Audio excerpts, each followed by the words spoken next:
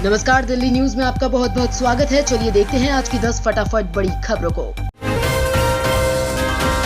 भारत की अर्थव्यवस्था में तेज बढ़ोतरी, पहली बार $4 ट्रिलियन के पार पहुंची इकोनॉमी।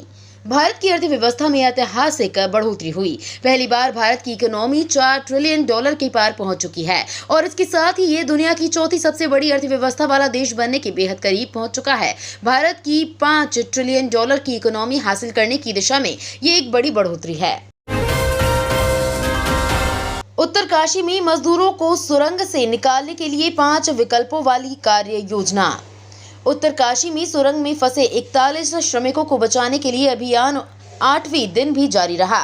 सिल्क यारा टनल में मजदूरों को निकालने के लिए 5 विकल्पों वाली कार्य योजना अपनाई जाएगी। सड़क परिवहन एवं राजमार्ग सचिव अनुराग जैन ने सरकार के फैसले के बारे में जानकारी दी। केंद्र सरकार ने शनिवार को एक उच्च स्तरीय बैठक की थी, जिसमें श्रमिकों को बचाने के लिए 5 विकल्पों पर विभिन्न एजेंसियों के साथ चर्चा की गई। दिल्ली सरकार ने 83 दुकानों को 24 घंटे चलाने की दी अनुमति। दिल्ली के मुख्यमंत्री अरविंद केजरीवाल ने राजधानी के दुकानों, रेस्टोरेंट और खुदरा व्यापार श्रेणियों सहित 83 वाणिज्यिक प्रतिष्ठानों को 24 घंटे संचालित करने की अनुमति दे दी। अधिकारियों ने कहा कि दुकान मालिकों को दिल्ली दुकान स्थापना अधिनियम 1954 में उल्लेखित प्रावधानों और नियमों का पालन करना होगा। इन व्यावसायिक प्रतिष्ठानों को 24 घंटे दुकानों का संचालन से न केवल अर्थव्यवस्था को बढ़ावा मिलेगा, बल्कि युवाओं के लिए रोजगार के नए अवसर भी पैदा होंगे। फाइनल में अर्धशतक लगाकर विराट कोहली ने रचा इतिहास। आईसीसी वर्ल्ड कप 2023 का फाइनल मुकाबला भारत और ऑस्ट्रेलिया के बीच अहमदाबाद में खेला गया। इस मैच में अब तक कई रिकॉर्ड बन चुके हैं। इसी कार्यक्रम में टीम इंडिया के धाकड़ बल्लेबाज विराट कोहली के नाम एक और उपलब्धि जुड़ गई है। वर्ल्ड कप एडिशन के सेमीफाइनल और फाइनल दोनों मुकाबलों में वो 50+ स्कोर करने वाले बल्लेबाजों की सूची में शामिल हो गए हैं।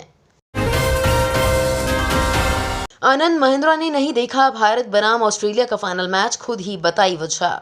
आनंद महिंद्रा ने अपने आधिकारिक एक्स हैंडल पर एक पोस्ट में नीली जर्सी की तस्वीरें शेयर करते हुए लिखा, नहीं मैं मैच देखने का प्लान नहीं बना रहा हूं, लेकिन मैं वास्तव में ये जर्सी पहनूंगा और खुद को एक सीलबंद चेंबर में स्थापित करूंगा, जहां बाहरी दुनिया से कोई संपर्क नहीं होगा, जब तक कि कोई दस्तक देकर मुझे ना बताए कि हम जीत गए हैं।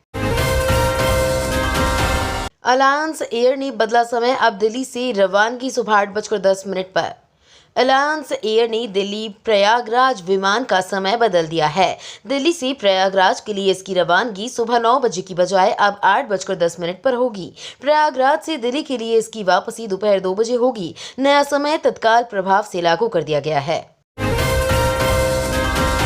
डीएमआरसी चीफ ने कहा, दिल्ली मेट्रो में गंदी हरकत करने वालों की अब खैर नहीं।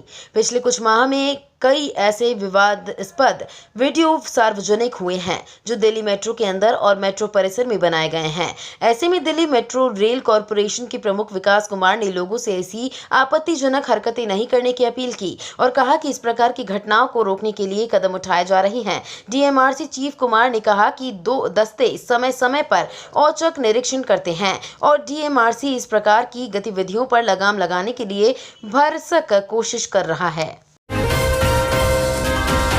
वर्ल्ड कप का टूटा सपना, फाइनल में हारा भारत। भारत का वर्ल्ड कप जीतने का सपना टूट चुका है। फाइनल मैच में ऑस्ट्रेलिया ने 6 विकेट से हराकर 6वीं बार खिताब अपने नाम कर लिया है। भारत ने पहले बैटिंग करते हुए 241 रनों का टारगेट दिया था। जवाब में ट्रेविस हेड की धमाकेदार 137 रन की पारी और लाबुशेन की 58 रन की सूझबूझ भरी पारी की बदौलत कंगारू टीम आसानी से मैच जीत गई। भारत की हार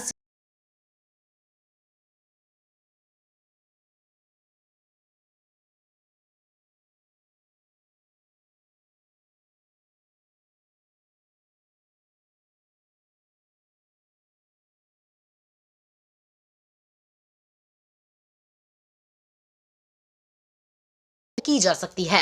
अब जो जानकारी आ रही है उसके मुताबिक दोनों देश इस जेट का साथ में मिलकर निर्माण कर सकते हैं। विशेष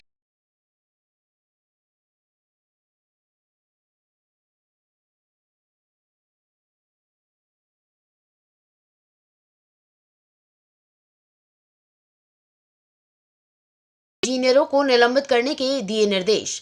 राजधानी दिल्ली के अहम बारापुला कॉरिडोर चरण 3 परियोजना की पूरा होने में अंतिम बाधा भी दूर हो गई है। उपराज्यपाल वीके सक्सेना ने बारापुला गलियारा चरण 3 परियोजना को पूरा करने के लिए भूमि अधिग्रहण को मंजूरी दे दी है। इसके साथ ही एलजी ने मुख्य सचिव से त्रुटिपूर्ण योजना और आकलन की जांच करने के लिए कहा है। इस परियोजना में 6 वर्ष की देरी हुई और लागत में 362 करोड़ रुपए की भारी वृद्धि हुई। उपराज्यपाल ने परियोजना में शामिल इंजीनियरों के खिलाफ कार्रवाई करने के भी निर्देश दिए हैं, जिसके तहत उन्हें निलंबित किया गया है।